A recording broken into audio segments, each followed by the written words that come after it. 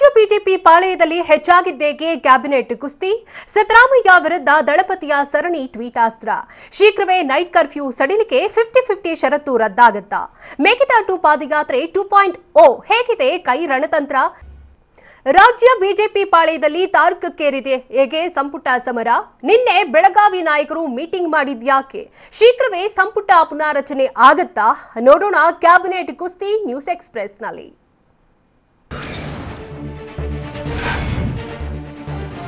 ರಾಜ್ಯ ಸಚಿವ ಸಂಪುಟ ವಿಸ್ತರಣೆ ವಿಚಾರವಾಗಿ ಬೆಳಗಾವಿ ಜಿಲ್ಲಾ ಬಿಜೆಪಿಯಲ್ಲಿ ರಾಜಕೀಯ ಚಟುವಟಿಕೆ ಗರಿಗೆದರಿದೆ.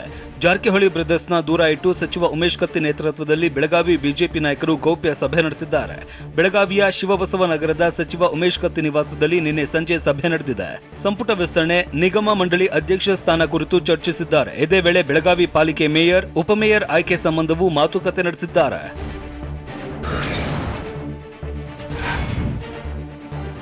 ಸಚಿವ ಉಮೇಶ್ ಕತ್ತಿ ನೇತೃತ್ವದಲ್ಲಿ ನಡೆದ ಸಭೆಯಲ್ಲಿ ಬೆಳಗಾವಿಯ ಘಟಾನುಘಟಿ ನಾಯಕರೇ ಭಾಗಿಯಾಗಿದ್ದರು ಅಂತ ಹೇಳಲಾಗ್ತಿದೆ. ಮಾಜಿ ಡಿಸಿಎಂ ಲಕ್ಷ್ಮಣ ಸವದಿ, ಸಂಸದ ಅಣ್ಣಾ ಸಾಹೇಬ್ ಜೊಲ್ಲೆ, ರಾಜ್ಯಸಭಾ ಸದಸ್ಯ ಈರಣ್ಣ ಕಡಾಡಿ, ಶಾಸಕರಾದ ಅಭಯ್ ಪಾಟೀಲ್, ಅನಿಲ್ ಬೆನಕೆ ಸೇರಿದಂತೆ ಹಲವರು ಭಾಗಿಯಾಗಿದ್ದ ಮಾಹಿತಿ ಇದೆ. ಸುಮಾರು 3 ಗಂಟೆಗಳ ಕಾಲ ಸುದೀರ್ಘ ಚರ್ಚೆ ನಡೆಸಿದ್ದಾರೆ. ಬೆಳಗಾವಿಗೆ ಮತ್ತೊಂದು ಸಚಿವ ಸ್ಥಾನ, 2 ನಿಗಮ ಮಂಡಳಿ ಅಧ್ಯಕ್ಷ ಸ್ಥಾನಕ್ಕೆ ವರಿಷ್ಠರ ಬಳಿ ಬೇಡಿಕೆ ಇಡುವ ಬಗ್ಗೆ ಚರ್ಚಿಸಿದ್ದಾರೆ.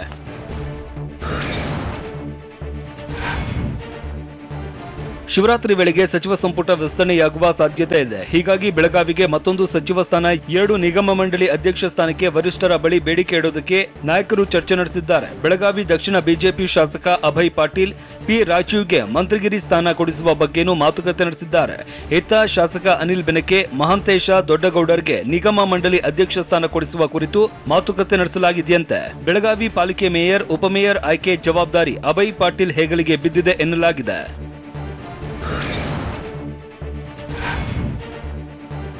ಜಾರಕಿಹೊಳಿ ಬ್ರದರ್ಸ್ ಹಣಿಯೋದಕ್ಕೆ ರಾಜಕೀಯ ಬದ್ಧ ವೈರಿಗಳಾಗಿದ್ದ ಸಚಿವ ಉಮೇಶ್ ಕತ್ತಿ, ಮಾಜಿ ಸಚಿವ ಲಕ್ಷ್ಮಣ ಸವದಿ ಒಂದಾಗಿದ್ದಾರೆ. ಬೆಳಗಾವಿಯ ಶಿವಬಸವನಗರ ನಿವಾಸದಲ್ಲಿ ನಡೆದ ರಹಸ್ಯ ಸಭೆಯಲ್ಲಿ ಖಾಸಾ ಸ್ನೇಹಿತರಿಂದ ಚರ್ಚೆ ಮಾಡಿದ್ದಾರೆ. 2 ದಶಕದಿಂದ ವಿರೋಧಿಯಾಗಿದ್ದ ಲಕ್ಷ್ಮಣ ಸವದಿ ಉಮೇಶ್ ಕತ್ತಿ ನಿವಾಸಕ್ಕೆ ಭೇಟಿ ಕೊಟ್ಟು ಮಾತುಕತೆ ನಡೆಸಿದ್ದಾರೆ. ಆ ಮೂಲಕ ಬೆಳಗಾವಿ ಜಿಲ್ಲೆಯಲ್ಲಿ ರಾಜಕೀಯ ಹಿಡಿತ ಸಾಧಿಸಿ ಜಾರಕಿಹೊಳಿ ಬ್ರದರ್ಸ್ ದೂರ ಸರಿಸೋದಕ್ಕೆ ಇಬ್ಬರು ಮೆಗಾ ತಂತ್ರ ಹೂಡಿದ್ದಾರೆ ಅಂತಾನೆ ರಾಜಕೀಯ ವಲಯದಲ್ಲಿ ಚರ್ಚೆ ಆಗ್ತಿದೆ.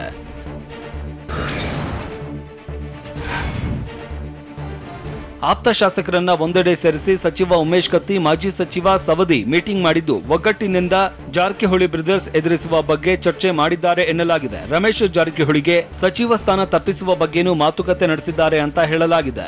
ಈ ಹಿಂದೆ ಸಚಿವ ಉಮೇಶ್ ಕತ್ತಿ ಜಾರಕಿಹೊಳಿ ಸಹೋದರ ಜೊತೆಗಿದ್ದು ಮಾಜಿ ಡಿಸಿಎಂ ಲಕ್ಷ್ಮಣ ಸವದಿ ಜೊಲ್ಲೆ ವಿರೋಧಿ ಬಣದಲ್ಲಿ ಇದ್ರು.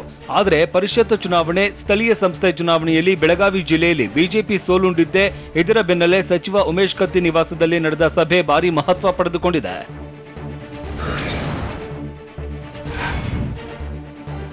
ಸಚಿವ ಉಮೇಶ್ ಕತ್ತಿ ನಿವಾಸದಲ್ಲಿ ನಿನ್ನೆ ಗೌಪ್ಯ ಸಭೆ ವಿಚಾರವಾಗಿ ಟಿವಿ 9ಗೆ ಶಾಸಕ ಅಭಯ್ ಪಾಟೀಲ್ ಪ್ರತಿಕ್ರಿಯೆ ನೀಡಿದ್ದು, ನಿನ್ನೆ ನಡೆದಿರುವುದು ನಾಯಕರ ಗೌಪ್ಯ ಸಭೆಯಲ್ಲ, ಬಜೆಟ್ ಅಧಿವೇಶನದ ಕುರಿತು ಮಾತುಕತೆ ಮಾತ್ರ ಅಂತ ಹೇಳಿದ್ದಾರೆ. ನಿನ್ನೆಯ ಸಭೆಗೆ ನಾನು ತಡವಾಗಿ ಹಾಜರಾಗಿದ್ದೆ, ಹಾಗಾಗಿ ಯಾರ್ಯಾರು ಭಾಗಿಯಾಗಿದ್ದಾರೆ ಗೊತ್ತಿಲ್ಲ. ಬೆಳಗಾವಿ ಬಿಜೆಪಿಯಲ್ಲಿ ಎಲ್ಲವೂ ಸರಿಯಾಗೇ ಇದೆ, ಹೀಗಾಗಿ ಸಭೆ ನಡೆದಿದೆ ಅಂತ ಶಾಸಕ ಅಭಯ್ ಪಾಟೀಲ್ ತಿಳಿಸಿದ್ದಾರೆ.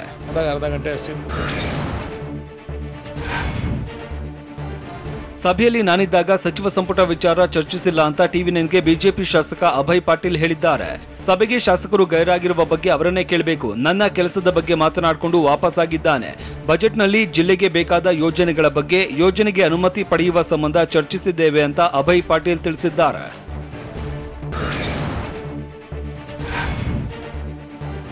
ರಾಜ್ಯ ಸಚಿವ ಸಂಪುಟ ಪುನಾರಚನೆ ಆಗದಿರುವುದಕ್ಕೆ ಶಾಸಕ ಅಭಯ್ ಪಾಟೀಲ್ ವ್ಯಂಗ್ಯವಾಗಿ ಬೇಸರ ಹೊರಹಾಕಿದ್ದಾರೆ. ಶಿವರಾತ್ರಿಗೂ ಸಂಪುಟ ವಿಸ್ತರಣೆ ಆಗದಿದ್ದರೆ ಅದು ಕಾಶಿ ಯಾತ್ರೆ ಅಂತ ಬೆಳಗಾವಿಯಲ್ಲಿ ಶಾಸಕ ಅಭಯ್ ಪಾಟೀಲ್ ಅಸಮಾಧಾನ ವ್ಯಕ್ತಪಡಿಸಿದ್ದಾರೆ.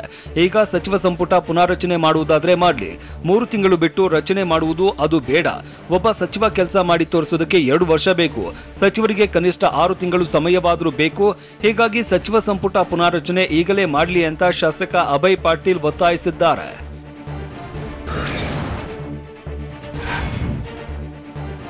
ಸಂಪುಟ ವಿಸ್ತರಣೆ ವಿಳಂಬಕ್ಕೆ ಶಾಸಕ ಅಭಯ್ ಪಾಟೀಲ್ ಅಸಮಾಧಾನ ಹೊರಹಾಕಿದ್ದಾರೆ. 2006ರಿಂದಲೂ ಇದೇ ರೀತಿ ನಡೆದಿದೆ.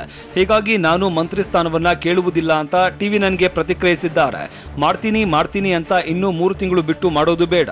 ತಕ್ಷಣ ಸಂಪುಟ ವಿಸ್ತರಣೆ ಮಾಡಲಿ ಅಂತ ನೇರವಾಗಿ ಬಿಜೆಪಿ ನಾಯಕರಿಗೆ ಮುಖ್ಯಮಂತ್ರಿ ಬಸವರಾಜ ಬೊಮ್ಮಾಯಿಗೆ ಅಭಯ್ ಪಾಟೀಲ್ ಮನವಿ ಮಾಡಿದ್ದಾರೆ.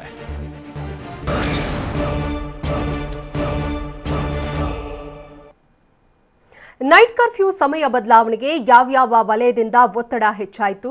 ಹೋಟೆಲ್ ಬಾರ್ಗಳಿಗೆ ಹೇರಿದ್ದ 50-50 ರೂಲ್ಸ್ಗೆ ಫುಲ್ ಸ್ಟಾಪ್ ಇಡುತ್ತಾ ಸರ್ಕಾರ? ಸಿಎಂ ಭೇಟಿ ಮಾಡಲು ಯಾರೆಲ್ಲ ನಿರ್ಧಾರ ಮಾಡಿದ್ದಾರೆ? ನೋಡೋಣ ರೂಲ್ಸ್ ಅಂಡ್ ನ್ಯೂಸ್ ಎಕ್ಸ್‌ಪ್ರೆಸ್‌ನಲ್ಲಿ.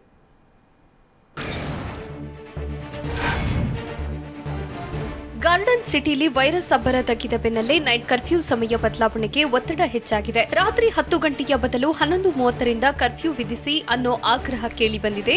ಅಲ್ಲದೆ ಬೆಳಗ್ಗೆ 5 ಗಂಟೆವರೆಗೆ ನೈಟ್ ಕರ್ಫ್ಯೂ ಇರಲಿ ಅಂತ ಉದ್ಯಮ ವಲಯದಲ್ಲಿ ಮಾತು ಕೇಳಿಬಂದಿದೆ. ವಾರದ 7 ದಿನವೂ ಇದೇ ಸಮಯ ಜಾರಿಗೆ ಒತ್ತಾಯಿಸಲಾಗಿದೆ. ನೈಟ್ ಕರ್ಫ್ಯೂ ವೇಳೆ ಬದಲಾವಣೆಗೆ ಸರ್ಕಾರದ ಮೇಲೆ ಒತ್ತಡ ಹೇರಲಾಗಿದೆ. ಮುಂದಿನ ವಾರ ಸಿಎಂ ಬಸವರಾಜ ಬೊಮ್ಮಾಯಿ ಭೇಟಿ ಮಾಡಲು ಉದ್ಯಮಿ ಪ್ಲಾನ್ ಕೂಡ ಮಾಡಿದ್ದಾರೆ ಎನ್ನಲಾಗಿದೆ. ಕರ್ಫ್ಯೂ ಟೈಮ್ ಬದಲಾವಣೆಗೆ ಸರ್ಕಾರದ ಮೇಲೆ ಒತ್ತಡ ಹೆಚ್ಚಾಗುತ್ತಿದೆ. ಅದರಲ್ಲೂ ಮುಖ್ಯವಾಗಿ ಹೋಟೆಲ್ ಮಾಲೀಕರ ಸಂಘ, ಥಿಯೇಟರ್ ಮಾಲೀಕರು, ಬಾರ್, ಪಬ್ ಮತ್ತು ರೆಸ್ಟೋರೆಂಟ್, ಕ್ಯಾಟರಿಂಗ್ ಉದ್ಯಮ, ಬೇಕರಿ ಮತ್ತು ಕ್ಯಾಂಡಿಮೆಂಟ್ಸ್, ಮಾಲ್ ಅಸೋಸಿಯೇಷನ್, ಬೀದಿ ಬದಿ ವ್ಯಾಪಾರಿಗಳ ಸಂಘದಿಂದಲೂ ಕರ್ಫ್ಯೂ ಸಮಯದ ಬದಲಾವಣೆಗೆ ಒತ್ತಡ ಹೆಚ್ಚಿದೆ. ಕೆಲ ಅಂಶಗಳನ್ನು ಗಮನದಲ್ಲಿಟ್ಟುಕೊಂಡು ಉದ್ಯಮಿಗಳು ನೈಟ್ ಕರ್ಫ್ಯೂ ಟೈಮ್ ಬದಲಾವಣೆಗೆ ಸರ್ಕಾರಕ್ಕೆ ಮನವಿ ಮಾಡಿದ್ದಾರೆ. ರಾತ್ರಿ ಪಾಳಿ ಕೆಲಸದವರಿಗೆ ಹೋಟೆಲ್ ಊಟವೇ ಆಧಾರವಾಗಿರುತ್ತೆ. ಬಾರ್ಗಳಲ್ಲಿ ರಾತ್ರಿ 8 ಗಂಟೆ ಬಳಿಕವೇ ವ್ಯಾಪಾರ ಶುರುವಾಗುತ್ತೆ. ಪಾರ್ಟಿಯ ಊಟ ರಾತ್ರಿ 8ರಿಂದ 11 ಗಂಟೆವರೆಗೆ ಇರುತ್ತೆ. ಹೀಗಾಗಿ ನೈಟ್ ಕರ್ಫ್ಯೂ ವೇಳೆ ಸಡಿಲಿಸಿದ್ರೆ ಉದ್ಯಮಗಳು ಸ್ವಲ್ಪ ಚೇತರಿಕೆ ಕಾಣಬಹುದು ಅಂತ ಉದ್ಯಮ ವಲಯ ಆಶಯ ವ್ಯಕ್ತಪಡಿಸಿದೆ. ಇನ್ನು ಕಲ್ಯಾಣ ಮಂಟಪ ಮಾಲೀಕರು ಕೂಡ ಸರ್ಕಾರಕ್ಕೆ ಒತ್ತಡ ಹೇರಲು ಸಭೆ ಮಾಡಿದ್ದಾರೆ. ತಮಗೂ 50-50 ರೂಲ್ಸ್ ಜಾರಿಗೊಳಿಸಿ ಅಂತ ಮನವಿ ಮಾಡಲು ನಿರ್ಧರಿಸಿದ್ದಾರೆ. ಸದ್ಯ ಮದುವೆಗಳಿಗೆ ಇಂತಿಷ್ಟೇ ಜನರು ಬರಬೇಕು ಅಂತ ಸರ್ಕಾರ ಮಿತಿ ಹೇರಿದೆ. ಆದರೆ ಸರ್ಕಾರದ ನಿಯಮವನ್ನ ಕಲ್ಯಾಣ ಮಂಟಪ ಮಾಲೀಕರು ವಿರೋಧಿಸಿದ್ದು, ನಮಗೂ 50-50 ರೂಲ್ಸ್ ಅನ್ವಯಿಸಿ ಆದೇಶ ಹೊರಡಿಸಿ ಅಂತ ಮೌಖಿಕವಾಗಿ ಮನವಿ ಮಾಡಿದ್ದಾರೆ. ನಿನ್ನೆ ಈ ಬಗ್ಗೆ ಸಭೆ ಕೂಡ ನಡೆಸಿ ಸಿಎಂ ಭೇಟಿಯಾಗಲು ತೀರ್ಮಾನಿಸಿದ್ದಾರೆ. ಸರ್ಕಾರದ ಕೆಲ ಕೋವಿಡ್ ರೂಲ್ಸ್ಗಳಿಗೆ ಕೆಲ ವಲಯಗಳಿಂದ ತೀವ್ರ ವಿರೋಧ ವ್ಯಕ್ತವಾಗಿದೆ. ಹೀಗಾಗಿ ಶೀಘ್ರದಲ್ಲೇ 50-50 ರೂಲ್ಸ್ ರದ್ದುಗೊಳಿಸಲು ಸರ್ಕಾರ ನಿರ್ಧರಿಸಿದೆ ಎನ್ನಲಾಗಿದೆ. ಹೋಟೆಲ್, ಪಬ್, ಥಿಯೇಟರ್ಗಳಿಗೆ ಅನ್ವಯ ಆಗುವಂತೆ ಶೀಘ್ರದಲ್ಲೇ 50-50 ರೂಲ್ಸ್ ಫುಲ್ ಸ್ಟಾಪ್ ಇಡಲಾಗುತ್ತೆ ಅಂತ ಹೇಳಲಾಗ್ತಿದೆ. 50-50 ನಿಯಮ ಜಾರಿಯಲ್ಲಿದ್ರೂ ಹೋಟೆಲ್ನಲ್ಲಿ ಪಾಲನೆಯಾಗ್ತಾ ಇಲ್ಲ. ಹೋಟೆಲ್ಗಳಲ್ಲಿ ಯಥಾಸ್ಥಿತಿ ವ್ಯಾಪಾರ ವಹಿವಾಟು ನಡೆಯುತ್ತಿದ್ದು ರೂಲ್ಸ್ ಅನ್ನ ಯಾರೂ ಪಾಲಿಸುತ್ತಿಲ್ಲ. ಅಲ್ಲದೆ 50-50 ನಿಯಮವನ್ನ ಕಟ್ಟುನಿಟ್ಟಾಗಿ ಜಾರಿಗೊಳಿಸಬೇಕಿದ್ದ ಬಿಬಿಎಂಪಿ ಪೊಲೀಸ್ ಇಲಾಖೆ ಕಂಡು ಕಾಣದಂತೆ ಕಣ್ಮುಚ್ಚಿ ಕುಳಿತಿದ್ದು ಹೋಟೆಲ್ಗಳಲ್ಲಿ ಎಂದಿನಂತೆ ಬಿಸಿನೆಸ್ ನಡೆಯುತ್ತಿದೆ. ಈ ಕಾರಣಕ್ಕೆ 50-50 ರೂಲ್ಸ್ ತೆಗೆದು ಹಾಕಲಾಗುತ್ತೆ ಎನ್ನಲಾಗಿದೆ. ಕೇವಲ ಸಭೆ ಸಮಾರಂಭಗಳಲ್ಲಿ ಅನ್ವಯವಾಗುವಂತೆ ಮಾತ್ರ ಸರ್ಕಾರ ಕಠಿಣ ಕ್ರಮ ಮುಂದುವರಿಸುವ ಸಾಧ್ಯತೆ ಇದೆ. ಮದುವೆ ಸೇರಿದಂತೆ ಕೆಲ ಕಾರ್ಯಕ್ರಮಗಳಿಗೆ ನಿರ್ಬಂಧ ಮುಂದುವರಿಸಿ 50-50 ನಿಯಮವನ್ನ ಸರ್ಕಾರ ಸಡಿಲಗೊಳಿಸುತ್ತೆ ಅಂತ ಹೇಳಲಾಗ್ತಿದೆ. ಆ ಮೂಲಕ ಹೋಟೆಲ್, ಥಿಯೇಟರ್ಗಳಿಗೆ 50-50 ರೂಲ್ಸ್ನಿಂದ ಮುಕ್ತಿ ನೀಡುವ ಸಾಧ್ಯತೆ ದಟ್ಟವಾಗಿದೆ. 50-50 ನಿಯಮದಿಂದಾಗಿ ಚಿತ್ರಮಂದಿರಗಳಿಗೆ ಭಾರಿ ಹೊಡೆತ ಬಿದ್ದಿದೆ. ಈ ಎಲ್ಲಾ ಕಾರಣದಿಂದಾಗಿ 50-50 ರೂಲ್ಸ್ ರದ್ದುಗೊಳಿಸೋದು ನಿಶ್ಚಿತ ಎನ್ನಲಾಗಿದೆ. ರಾಜ್ಯದಲ್ಲಿ ನೈಟ್ ಕರ್ಫ್ಯೂ ಸಂಪೂರ್ಣವಾಗಿ ಕೈಬಿಡಬೇಕು, ಇಲ್ಲದಿದ್ರೆ ನೈಟ್ ಕರ್ಫ್ಯೂ ಅವಧಿ ಬದಲಿಸಬೇಕು ಅಂತ ರಾಜ್ಯ ಸರ್ಕಾರಕ್ಕೆ ಬೆಂಗಳೂರು ಹೋಟೆಲ್ ಮಾಲೀಕರ ಸಂಘದ ಅಧ್ಯಕ್ಷ ಪಿಸಿ ರಾವ್ ಮನವಿ ಮಾಡಿದ್ದಾರೆ. 2 ದಿನಗಳಲ್ಲಿ ಸಿಎಂ ಬೊಮ್ಮಾಯಿ ಭೇಟಿಯಾಗ್ತೇವೆ. ಈ ವೇಳೆ ನೈಟ್ ಕರ್ಫ್ಯೂ ಸಮಯ ಬದಲಾವಣೆಗೆ ಮನವಿ ಮಾಡ್ತೇವೆ. ರಾತ್ರಿ 11:30ರಿಂದ ಮುಂಜಾನೆ 5 ಗಂಟೆವರೆಗೆ ನೈಟ್ ಕರ್ಫ್ಯೂಗೆ ಸಿಎಂ ಅಥವಾ ಸಿಎಸ್ ರನ್ನ ಭೇಟಿಯಾಗಿ ಮನವಿ ಮಾಡ್ತೇವೆ. ವೀಕೆಂಡ್ ಕರ್ಫ್ಯೂ ತೆಗೆಯುವುದರಿಂದ ಅನುಕೂಲವಾಗಿದೆ. 20 ಲಕ್ಷ ಹೋಟೆಲ್ ಮಾಲೀಕರ ಜೀವ ಉಳಿದಿದೆ ಎಂದು ಪಿಸಿ ರಾವ್ ಹೇಳಿದ್ದಾರೆ.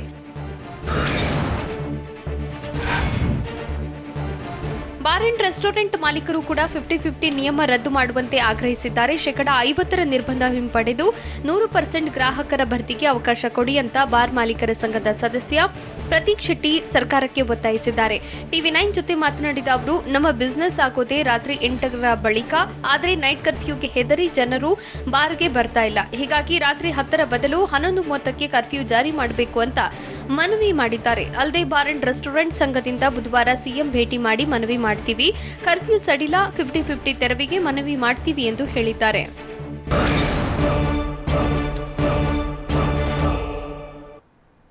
ಕೊರೋನಾ ಗೈಡ್ಲೈನ್ಸ್ ಬಗ್ಗೆ ಕಾಂಗ್ರೆಸ್ಗೆ ಸಚಿವ ಸುಧಾಕರ್ ಟಾಂಗ್ ಕೊಟ್ಟಿದ್ದೇಕೆ? ವೀಕೆಂಡ್ ಕರ್ಫ್ಯೂ ರದ್ದಾದರೂ ಪ್ರವಾಸಿ ತಾಣಗಳು ಬಿಕೋ ಎಂದಿದ್ದೇಕೆ? ಮಹಾರಾಷ್ಟ್ರ ಗಡಿಯಲ್ಲಿ ಕಿರಿಕ್ ಮಾಡಿ ಬ್ಯಾರಿಕೇಡ್ ಕಿತ್ತೆಸೆದಿದ್ದು ಯಾರು? ನೋಡೋಣ ಕೊರೋನಾ ನ್ಯೂಸ್ ಎಕ್ಸ್‌ಪ್ರೆಸ್‌ನಲ್ಲಿ.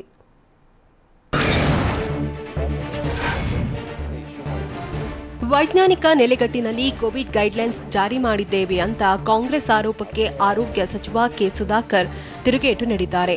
ಅವೈಜ್ಞಾನಿಕ ರೂಲ್ಸ್ ಎಂದು ಕಾಂಗ್ರೆಸ್ನವರು ಮಾತ್ರ ಹೇಳುತ್ತಾರೆ. ಮೊದಲ ಅಲೆಯಲ್ಲಿ 100 ಕೇಸ್ ಪತ್ತೆಯಾದಾಗ ಎರಡನೇ ಅಲೆಯಲ್ಲಿ 3,000 ಕೇಸ್ ದಾಟಿದ ಬಳಿಕ ಲಾಕ್ಡೌನ್ ಮಾಡಿದ್ದೆವು. ಹೀಗಾಗಿ ಮೂರನೇ ಅಲೆಯಲ್ಲಿ 2 ವಾರದ ಬಳಿಕ ವೀಕೆಂಡ್ ಕರ್ಫ್ಯೂ ಮಾಡಿದ್ದೇವೆ ಅಂತ ಸುಧಾಕರ್ ಹೇಳಿದ್ದಾರೆ. ರಾಜ್ಯದಲ್ಲಿ ಅತಿ ಹೆಚ್ಚು ಜನರಿಗೆ ಕೋವಿಡ್ ಟೆಸ್ಟ್ ಮಾಡಿದ್ದೇವೆ. ಕೋವಿಡ್ ಟೆಸ್ಟ್ ಸಂಖ್ಯೆಯನ್ನು ಕಡಿಮೆ ಮಾಡಿಲ್ಲ ಅಂತ ಆರೋಗ್ಯ ಸಚಿವ ಡಾಕ್ಟರ್ ಕೆ ಸುಧಾಕರ್ ಹೇಳಿದ್ದಾರೆ. ಬೆಂಗಳೂರಿನಲ್ಲಿ ಮಾತಾಡಿದ ಅವರು 100% ಮೊದಲ ಡೋಸ್ ಕೋವಿಡ್ ಲಸಿಕೆ ನೀಡಿದ್ದೇವೆ. ಇದಕ್ಕಾಗಿ ಆರೋಗ್ಯ ಕಾರ್ಯಕರ್ತರಿಗೆ ಅಭಿನಂದನೆ ಸಲ್ಲಿಸುತ್ತೇನೆ ಅಂತ ತಿಳಿಸಿದರು. ಅಲ್ಲದೆ ರಾಜ್ಯದಲ್ಲಿ 85% ಎರಡನೇ ಡೋಸ್ ಲಸಿಕೆ, 29% ಮಕ್ಕಳಿಗೆ ಲಸಿಕೆ ನೀಡಿದ್ದೇವೆ ಎಂದು ಹೇಳಿದರು.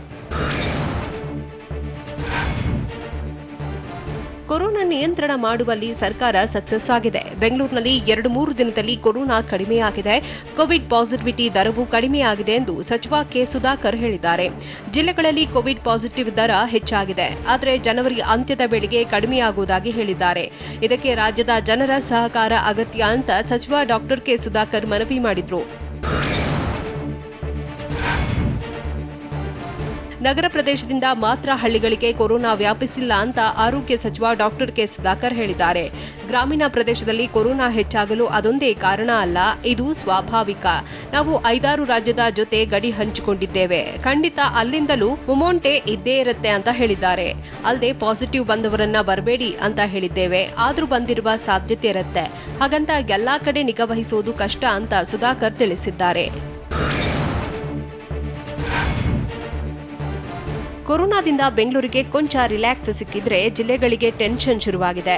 ಹೀಗಾಗಿ ಜಿಲ್ಲೆಗಳಲ್ಲಿ ಹಾಸ್ಪಿಟಲೈಸೇಷನ್ ಜಾಸ್ತಿ ಆದರೆ ಟಫ್ ರೂಲ್ಸ್ ಜಾರಿ ಮಾಡ್ತೇವೆ ಅಂತ ಆರೋಗ್ಯ ಸಚಿವ ಸುಧಾಕರ್ ಹೇಳಿದ್ದಾರೆ.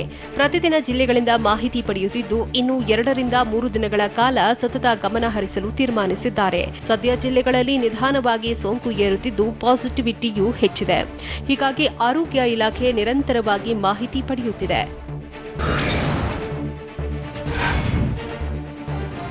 ರಾಜ್ಯದಲ್ಲಿ ಕೊರೋನಾ ತೀವ್ರತೆ ಹೆಚ್ಚಾದರೆ ಮತ್ತೆ ಟಫ್ ರೂಲ್ಸ್ ಜಾರಿ ಮಾಡುವುದಾಗಿ ಆರೋಗ್ಯ ಸಚಿವ ಡಾಕ್ಟರ್ ಕೆ ಸುಧಾಕರ್ ಹೇಳಿದ್ದಾರೆ. ಲಾಕ್ಡೌನ್, ವೀಕೆಂಡ್ ಕರ್ಫ್ಯೂ ಸೇರಿದಂತೆ ಟಫ್ ರೂಲ್ಸ್ನ ವೈಜ್ಞಾನಿಕವಾಗಿ ಯೋಚನೆ ಮಾಡಿ ನಿರ್ಧಾರ ಮಾಡಿದ್ದೇವೆ.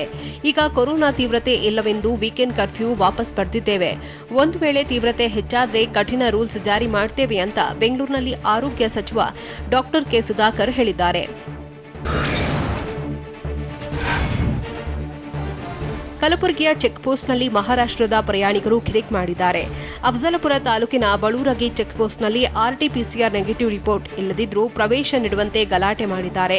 ಕೊರೋನಾ ಡಬಲ್ ಡೋಸ್ ಲಸಿಕೆ ಪಡೆದಿದ್ದೇವೆ, ಹೀಗಾಗಿ ನಮಗೆ ಪ್ರವೇಶ ಕೊಡಬೇಕು ಅಂತ ಪಟ್ಟು ಹಿಡಿದಿದ್ರು. ಕೊನೆಗೆ ಪೊಲೀಸ್ ಸಿಬ್ಬಂದಿ ಜೊತೆ ಜಗಳವಾಡಿ ಬ್ಯಾರಿಕೇಡ್ ಕಿತ್ತೆಸೆದು ಕಲಬುರಗಿಗೆ ಪ್ರವೇಶಿಸಿದ್ದಾರೆ.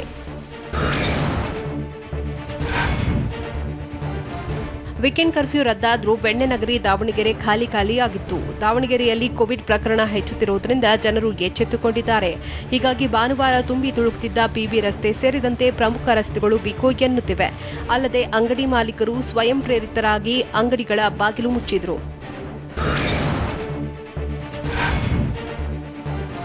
ರಾಜ್ಯದಲ್ಲಿ ವೀಕೆಂಡ್ ಕರ್ಫ್ಯೂ ರದ್ದಾದರೂ ಪ್ರವಾಸಿಗರು ವೀಕೆಂಡ್ ಕರ್ಫ್ಯೂ ಮೂಡ್ನಿಂದ ಹೊರಬಂದಿಲ್ಲ. ಪ್ರತಿ ಭಾನುವಾರ ಪ್ರವಾಸಿಗರಿಂದ ತುಂಬಿ ತುಳುಕುತ್ತಿದ್ದ ಐತಿಹಾಸಿಕ ಬೀದರ್ ಕೋಟೆ ಇಂದು ಖಾಲಿಯಾಗಿತ್ತು. ಕೋಟೆ ನೋಡಲು ಹೈದರಾಬಾದ್ನಿಂದಲೂ ಪ್ರವಾಸಿಗರು ಬರ್ತಿದ್ರು. ಆದರೆ ಇವತ್ತು ಬೆರಳೆಣಿಕೆಯಷ್ಟು ಪ್ರವಾಸಿಗರು ಮಾತ್ರ ಬಂದಿದ್ರು. ಇನ್ನು ನಗರದ ಹೊರವಲಯದಲ್ಲಿರುವ ಉಗ್ರ ನರಸಿಂಹ ದೇವಸ್ಥಾನ ಕೂಡ ಭಕ್ತರಿಲ್ಲದೆ ಬಣಗುಡುತ್ತಿತ್ತು.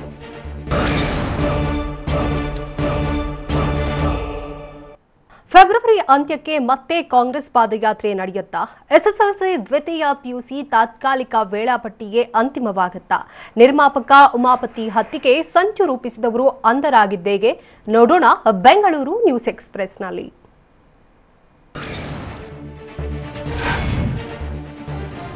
ಮೇಕೆದಾಟು ಯೋಜನೆ ಅನುಷ್ಠಾನಕ್ಕೆ ಆಗ್ರಹಿಸಿದ್ದ ಕಾಂಗ್ರೆಸ್ ನಾಯಕರು ಮತ್ತೆ ಪಾದಯಾತ್ರೆ ಆರಂಭಕ್ಕೆ ಪ್ಲಾನ್ ಮಾಡುತ್ತಿದ್ದಾರೆ. ಕೊರೋನಾ ರೂಲ್ಸ್ ಬಗ್ಗೆ ಕೈ ನಾಯಕರು ಚರ್ಚೆ ನಡೆಸಿದ್ದಾರೆ. ಕೊರೋನಾ ಕೇಸ್ ಕಡಿಮೆಯಾಗುವುದಕ್ಕೆ ವೇಟಿಂಗ್ ಮಾಡ್ತಾ ಇದ್ದು ಫೆಬ್ರವರಿ ಅಂತ್ಯದಲ್ಲಿ ಪಾದಯಾತ್ರೆ ಪುನರ್ ಆರಂಭಿಸುವುದಕ್ಕೆ ಮುಂದಾಗಿದ್ದಾರೆ ಎನ್ನಲಾಗಿದೆ.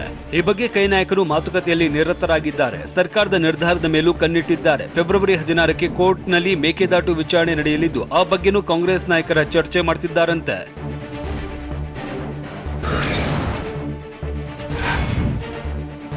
ಎಸ್ಎಸ್ಎಲ್ಸಿ ದ್ವಿತೀಯ ಪಿಯುಸಿಗೆ ತಾತ್ಕಾಲಿಕ ವೇಳಾಪಟ್ಟಿಯೇ ಅಂತಿಮವಾಗುವ ಸಾಧ್ಯತೆ ಇದೆ. ಪರೀಕ್ಷಾ ವೇಳಾಪಟ್ಟಿ ಬದಲಾವಣೆಗೆ ಹೆಚ್ಚು ಮನವಿಗಳು ಬಂದಿಲ್ಲ. ಹೀಗಾಗಿ ತಾತ್ಕಾಲಿಕ ವೇಳಾಪಟ್ಟಿಯೇ ಅಂತಿಮವಾಗುತ್ತೆ ಅಂತ ಟಿವಿ9ಗೆ ಶಿಕ್ಷಣ ಇಲಾಖೆಯ ಉನ್ನತ ಮೂಲಗಳಿಂದ ಮಾಹಿತಿ ಸಿಕ್ಕಿದೆ. ಮಾರ್ಚ್ 28ರಿಂದ ಏಪ್ರಿಲ್ 11ರವರೆಗೆ ಎಸ್ಎಸ್ಎಲ್ಸಿ ಪರೀಕ್ಷೆ, ಏಪ್ರಿಲ್ 16ರಿಂದ ಮೇ 4ರವರೆಗೆ ದ್ವಿತೀಯ ಪಿಯುಸಿ ಪರೀಕ್ಷೆಗೆ ತಾತ್ಕಾಲಿಕ ವೇಳಾಪಟ್ಟಿ ಪ್ರಕಟಿಸಲಾಗಿದೆ.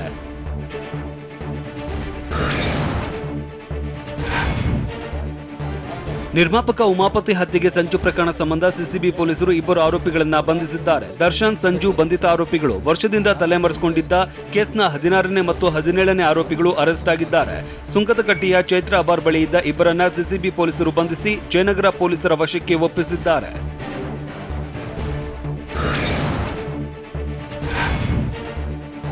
ಬೆಂಗಳೂರಿನಲ್ಲಿ ದುಬಾರಿ ಬೆಲೆಯ ಪರ್ಷಿಯನ್ ಬೆಕ್ಕು ಕಳ್ಳತನವಾಗಿದ್ದು ಪ್ರಕರಣ ದಾಖಲಿಸಲಾಗಿದೆ. ಜಯನಗರದ ರಾಜಣ್ಣ ಲೇಔಟ್ನ ಮಿಸ್ಬಾ ಶರೀಫ್ ಎನ್ನುವವರು ತಿಲಕನಗರ ಪೊಲೀಸ್ ಠಾಣೆಯಲ್ಲಿ ಪ್ರಕರಣ ದಾಖಲಿಸಿದ್ದಾರೆ. ಜನವರಿ 15ರಿಂದ ಬೆಕ್ಕು ನಾಪತ್ತೆಯಾಗಿದ್ದು ಬೆಕ್ಕು ಹುಡುಕಿಕೊಟ್ಟವರಿಗೆ 35,000 ಬಹುಮಾನ ನೀಡುವುದಾಗಿ ಘೋಷಣೆ ಮಾಡಿದ್ದಾರೆ.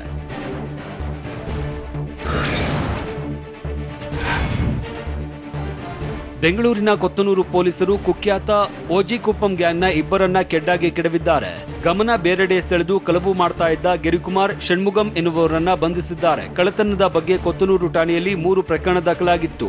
ಆರೋಪಿಗಳ ಪತ್ತೆಗೆ ಬಲೆ ಬೀಸಿದ ಪೊಲೀಸರಿಗೆ ಕಳ್ಳರು ರೆಡ್ ಹ್ಯಾಂಡ್ ಆಗಿ ಸಿಕ್ಕಿಬಿದ್ದಿದ್ದಾರೆ.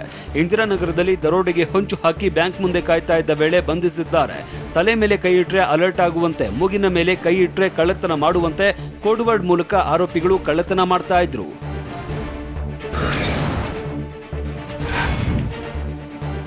ಎಂಎಸ್ಐಎಲ್ ಮದ್ಯದ ಮಳಿಗೆಯ ಶಟರ್ ಮೀಟಿ ಕಳ್ಳತನ ಮಾಡಲಾಗಿದೆ. ಬೆಂಗಳೂರು ಉತ್ತರ ತಾಲೂಕಿನ ಶ್ಯಾಮಭಟ್ಟರಪಾಳ್ಯದಲ್ಲಿ ಘಟನೆ ನಡೆದಿದೆ. 30,000 ರೂಪಾಯಿಗೂ ಹೆಚ್ಚು ಮೌಲ್ಯದ ಮದ್ಯ ಕಳ್ಳತನ ಮಾಡಿದ್ದು ಎಂಎಸ್ಐಎಲ್ನ ಸಿಸಿ ಕ್ಯಾಮೆರಾದ ಡಿವಿಆರ್ನ ಕದೀಮರು ಹೊತ್ತೊಯ್ದಿದ್ದಾರೆ. ಮಾದನಾಯಕನಹಳ್ಳಿ ಪೊಲೀಸ್ ಠಾಣೆಯಲ್ಲಿ ಪ್ರಕರಣ ದಾಖಲಾಗಿದೆ.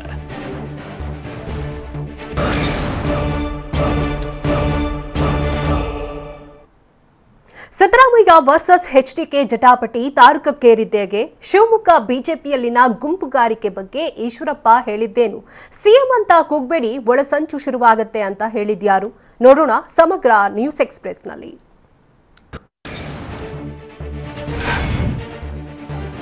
ವಿಪಕ್ಷ ನಾಯಕ ಸಿದ್ದರಾಮಯ್ಯ ವಿರುದ್ಧ ಮಾಜಿ ಸಿಎಂ ಎಚ್ಡಿಕೆ ಸರಣಿ ಟ್ವೀಟ್ ಮೂಲಕ ಆಕ್ರೋಶ ವ್ಯಕ್ತಪಡಿಸಿದ್ದಾರೆ. ಸಿದ್ದರಾಮಯ್ಯ ಸ್ವಯಂ ಘೋಷಿತ ಸಂವಿಧಾನ ಪಂಡಿತ ಅಂತ ಗರಂ ಆಗಿದ್ದಾರೆ. ಮಾತಾಡಿದ ಮೇಲೆ ಅದನ್ನ ದಕ್ಕಿಸಿಕೊಳ್ಳೋ ಯೋಗ್ಯತೆ ಬೇಕು. ಆ ಯೋಗ್ಯತೆ ಸಿದ್ದರಾಮಯ್ಯಗೆ ಇಲ್ಲ ಅಂತ ಎಚ್ಡಿಕೆ ಟ್ವೀಟ್ನಲ್ಲಿ ಕಿಡಿಕಾರಿದ್ದಾರೆ. ಅಲ್ಲದೆ ಲಂಗು ಲಗಾಮಿಲ್ಲದೆ ನಾಲೆಗೆ ಹರಿಬಿಡುವವರಿಂದ ನಾನು ಭಾಷೆ ಸಂಸ್ಕೃತಿ ಬಗ್ಗೆ ಕಲಿಯಬೇಕಿಲ್ಲ. ಸುಳ್ಳಿನ ಸಿದ್ಧ ಪುರುಷನಿಂದ ಭಾಷೆ ಸಂಸ್ಕೃತಿ ಕುರಿತು ಪಾಠವೇ, ಅವರಿಂದ ನಾನು ಪಾಠ ಕಲಿಯಬೇಕಾ ಅಂತ ಕಿಡಿಕಾರಿದ್ದಾರೆ.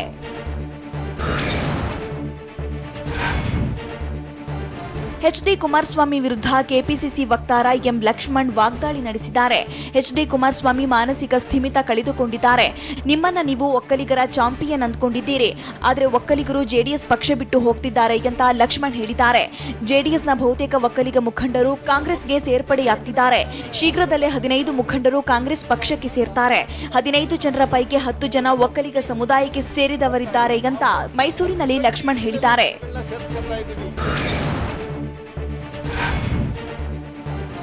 ಶಿವಮೊಗ್ಗದಲ್ಲಿ ಬಿಎಸ್ವೈ ಈಶ್ವರಪ್ಪ ಎನ್ನುವ ಯಾವುದೇ ಗುಂಪು ಇಲ್ಲ. ನಾನು ಬೆಳೆಯಲು ಸಂಘ ಪರಿವಾರ, ಬಿಎಸ್ವೈ ಯಡಿಯೂರಪ್ಪ ಕಾರಣ ಅಂತ ಶಿವಮೊಗ್ಗದಲ್ಲಿ ಗ್ರಾಮೀಣಾಭಿವೃದ್ಧಿ ಸಚಿವ ಈಶ್ವರಪ್ಪ ಹೇಳಿದ್ದಾರೆ.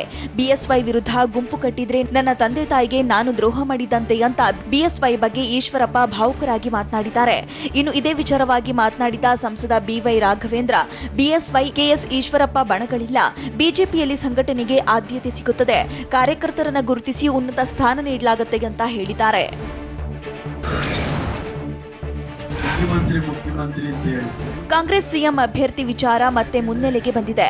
ನಾನು ಸಿಎಂ ಆಗಬೇಕು ಅಂತ ಯಾರು ಕೂಗಬೇಡಿ, ಒಳಸಂಚು ಶುರುವಾಗತ್ತೆ ಅಂತ ಮಾಜಿ ಸಚಿವ ಜಿ ಪರಮೇಶ್ವರ್ ಅಭಿಮಾನಿಗಳಿಗೆ ಹೇಳಿದ್ದಾರೆ. ತುಮಕೂರು ಜಿಲ್ಲೆಯ ಕೊರಟಗೆರೆಯಲ್ಲಿ ಮಾತನಾಡಿದ ಅವರು, ನೀವು ಇಲ್ಲಿ ಕೂಗಿದ್ರೆ ನನಗೆ ಅಲ್ಲಿ ಹೊಡೆತ ಬೀಳತ್ತೆ. ನಿಮ್ಮ ಆಶೀರ್ವಾದವಿದ್ರೆ ನಾನು ಸಿಎಂ ಆಗ್ತೀನಿ, ಪರಮಾತ್ಮನ ಇಚ್ಛೆ ಇದ್ರೆ ನಾನು ಸಿಎಂ ಆಗ್ತೀನಿ ಅಂತ ಅಭಿಮಾನಿಗಳಿಗೆ ಡಾಕ್ಟರ್ ಜಿ ಪರಮೇಶ್ವರ್ ತಮ್ಮ ಸಿಎಂ ಕನಸನ್ನ ಹರಿಬಿಟ್ಟಿದ್ದಾರೆ.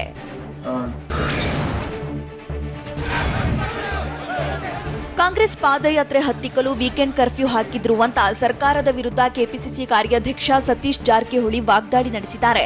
ಬೆಳಗಾವಿಯ ಗೋಕಾಕ್ನಲ್ಲಿ ಮಾತನಾಡಿದ ಅವರು, ಪಾದಯಾತ್ರೆ ಹಿಂಪಡೆದ ಮೇಲೆ ಇದೀಗ ಸರ್ಕಾರ ವೀಕೆಂಡ್ ಕರ್ಫ್ಯೂ ವಾಪಸ್ ಪಡೆದಿದೆ. ಬೆಂಗಳೂರು ಮುಟ್ಟದಿದ್ದರೂ ನಮ್ಮ ಕಾರ್ಯಕ್ರಮ 5 ದಿನದಲ್ಲಿ ಬಹಳ ಯಶಸ್ವಿಯಾಗಿದೆ. ಕೋವಿಡ್ ಕಡಿಮೆಯಾದ ಬಳಿಕ ಮತ್ತೆ ಪಾದಯಾತ್ರೆ ಆರಂಭಿಸುತ್ತೇವೆ ಅಂತ ಹೇಳಿದ್ದಾರೆ.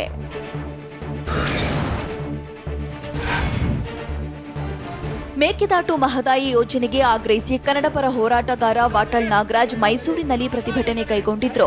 ಇದೇ ವೇಳೆ ಕಾಂಗ್ರೆಸ್, ಬಿಜೆಪಿ, ಜೆಡಿಎಸ್ ವಿರುದ್ಧ ವಾಗ್ದಾಳಿ ನಡೆಸಿದ್ದಾರೆ. ಮೇಕೆದಾಟು ಪಾದಯಾತ್ರೆ ಒಂದು ನಾಟಕ.